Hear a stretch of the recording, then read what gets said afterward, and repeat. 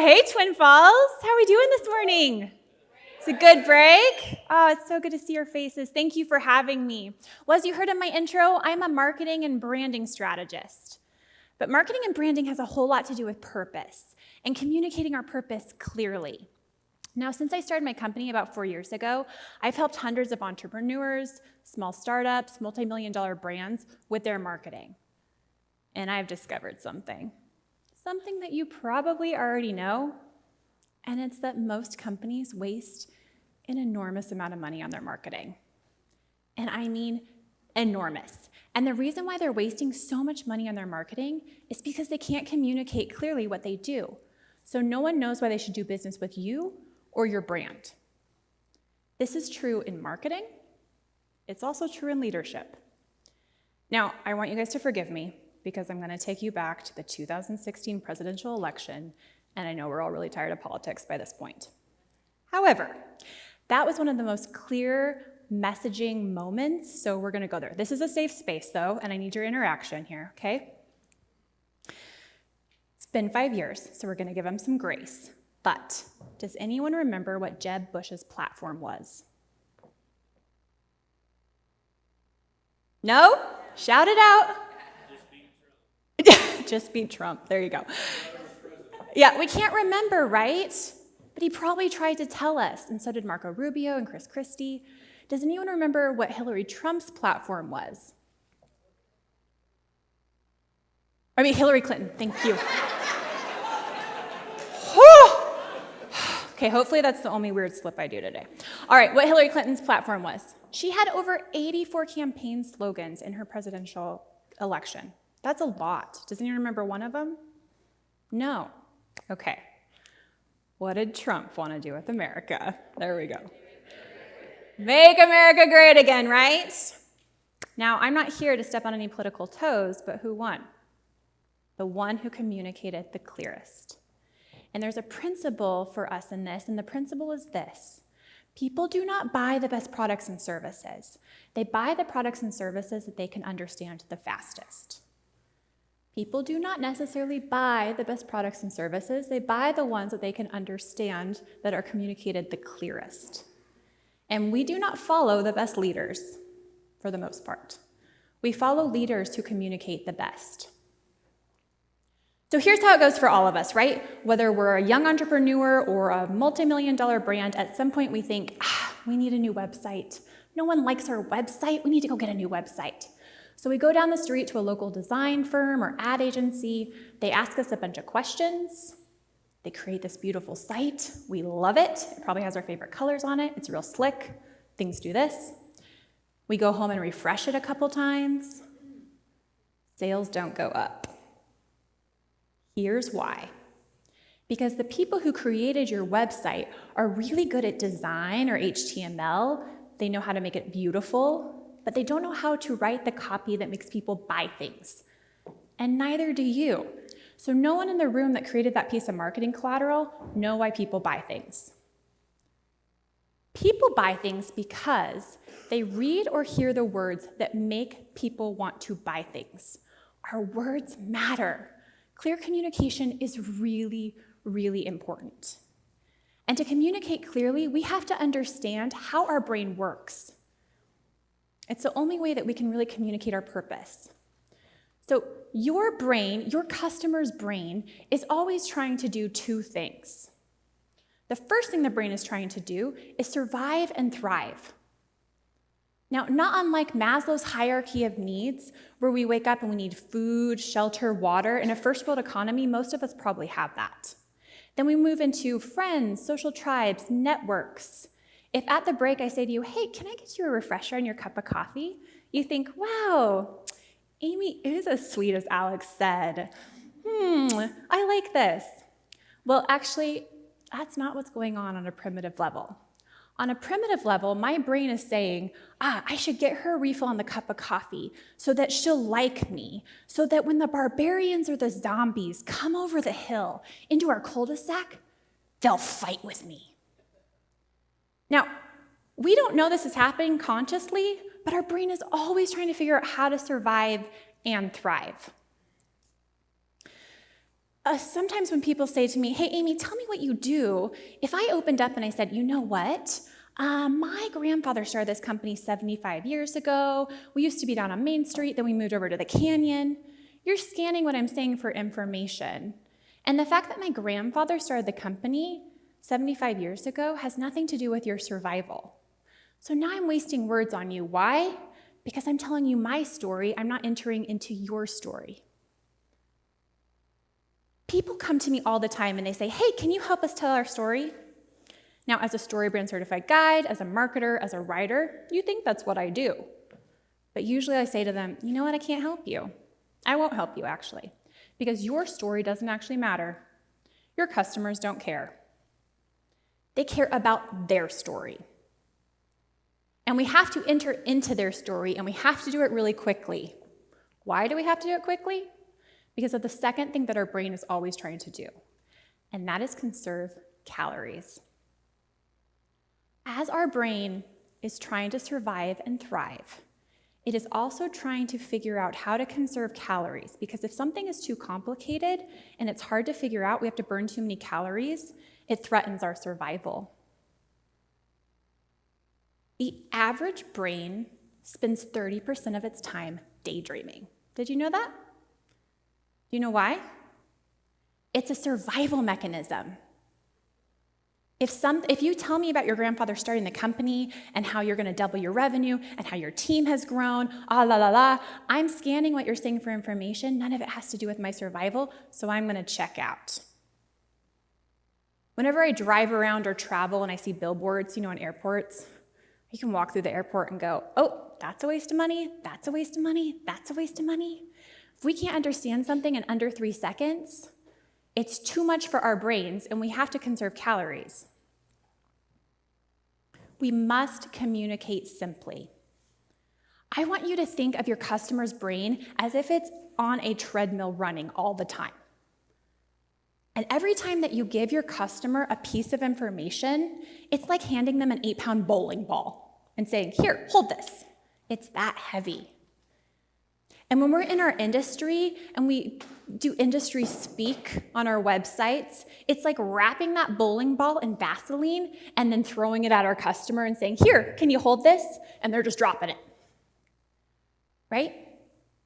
But our customers can handle information. So I want you to think about every time you give them a piece of information as a bowling ball, right? And our customers can handle 1 bowling ball, probably. Now, our customers can handle 2 bowling balls. They might be able to handle 3, but what happens if we hand them the 4th bowling ball? Does anyone know? Do they drop 1? No, they drop all of them. Okay, good. Thank you. And this is what's happening in our team meetings or when people go to your website. It's really heavy information. There's a mantra around StoryBrand that is, if you confuse, you lose. We can't afford to confuse people, but it doesn't have to be this way. If we clarify our message so people understand why we matter to their survival, then they'll listen. Today, I want to introduce you to a 7-part framework. It's a story framework. Storytelling is ancient. It's the language that our brain speaks. It's been around forever. It's how we make sense of the world. We can go to a movie theater for 2 hours and sit in the dark and not daydream once. It's as if the story hijacks our brain. Storytelling is cross-cultural. It's universal. The power of story is amazing, and we want to study those story formulas so that we can use them in our marketing. Now, if you're writing a screenplay or a novel, there's a lot of different story formulas. But for branding purposes, there are 7 points or categories, elements of this storytelling that you can use that you should be filtering all your messaging through. And in my opinion, if you're not using these 7, you're wasting words on your customers, and they don't understand why you matter. You're going to recognize this formula because it's very familiar to us. We've been hearing stories since we were babies. Okay, the first thing in our story is there's a character. this has to be really defined. The character is the hero of the story, and we have to know what the character wants. If in a movie I don't understand what the character wants within 3 minutes, I'm going to lose the audience. If I wrote a movie about Jason Bourne and he wanted to find out who he was and lose 30 pounds and run a marathon and adopt a cat and get the girl, I'm going to lose my audience. It has to be really clear what our character wants. And this is usually what you're selling. The next thing that we need in our story, go ahead to the next one. Thank you. Sorry, I'm not doing a good job pointing here for you. Next one. The next thing that we want in a story is a problem. There's always a problem in a story that needs to be solved. This is really, really important. If there is no problem in a story, then there is no story. For instance, do you guys remember the movie Taken? Some of you? Okay. My mom made me watch it before I went and studied abroad in Europe as a scare tactic, which is awful. If you haven't seen it, it's about a father and a daughter, and the daughter goes over to England and she gets kidnapped by bad guys. So her dad, who happens to be Liam Neeson, flies over there to fight them, right? It's a pretty intense story. Imagine if that story went something like this. Liam Neeson gets a call that his daughter has been kidnapped and she's being held in a warehouse in London. So he flies over there to go save her. But as soon as he lands, somebody calls him and says, "Just kidding, that was a college joke. She's fine. But she really wants you to take her shopping and talk about grad school." So for the next 2 hours, we watch Liam Neeson shopping and talking about grad school with his daughter. Good movie? No, here's why. Because once the problem is solved, the story is over. What this means for you as a business is that when I come to your website, I need to see the problem that you solve for me. And it needs to be really clear. You need to be talking about this all the time. Now, a lot of times companies will say, well, you know what? I solve 57 problems, right? We have complicated businesses. And I think, okay, that's fine. You can solve all of those problems, but you can't communicate all of them on one piece of marketing collateral. Your company must be known for something. We need to be able to say, they do that. They're the lawn mowing guys. They do HVAC. Oh, they do websites, right? It has to be really clear, and we have to be able to communicate it really clearly, because sometimes we use really clever words as marketers. So like if I do a lot of branding, so we could say, we're for aesthetic beauty. You probably don't know what aesthetic beauty is, right? That's a slippery bowling ball. If I say, we're for websites that work. Oh, I want one that works. Got it. Make America great again. Okay, I got it, right? It must be defined. We must understand the problem. Now, this third point is my favorite part of this formula, because I think it is really the role that you play as leaders in this community. This is a big paradigm shift, so I hope you have a pen handy. In a story, we intuitively know that the hero cannot win the day by themselves. Traditionally, heroes are really weak characters. And so for years, storytellers have been bringing in another character to help the hero. Now, if you study story scholars or narrative, there's a lot of names for this. But for our intents and purposes, we're going to call it the guide. The guide is Yoda. The guide is Obi-Wan Kenobi. In Moana, the guide is the grandma. In Cinderella, it's the fairy godmother, right? The guide is here to help the hero win the day. So here's what I want you to understand. Always play the guide. Never play the hero. This is our purpose as leaders. We must offer empathy and credibility as we create this world where we're serving our customers, our teams, our people. To play the guide is to play the role of service, so people understand why you matter to their story. All of a sudden, it makes sense why they need you for their survival. Now, the guide has to do a couple things. And the first thing the guide has to do is he has to give the hero a plan. Now, this is really critical because it's complicated to do business these days. There's a lot of steps. So we need to break it down for our customers, what steps we want them to take. If you imagine a big stream, the plan is kind of like the stepping stones across the stream. We want to give them a clear path. And the reason why is because if people are confused, what happens?